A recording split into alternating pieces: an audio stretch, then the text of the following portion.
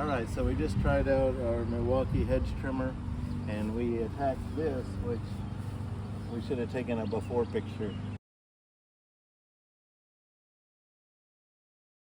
That's one of my projects with this mess that I'll be using this for, is to kind of get all these other hedges right here down to this height, which is already kind of high for me to hold it up like that. So that's what I'm going to be working on soon.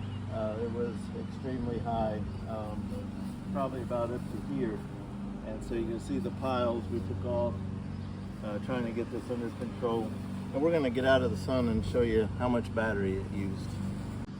So we started with a full battery, one of these 5 amp hour batteries, and so it was all the way up at 4 bars, and now after all that work it's still got 3.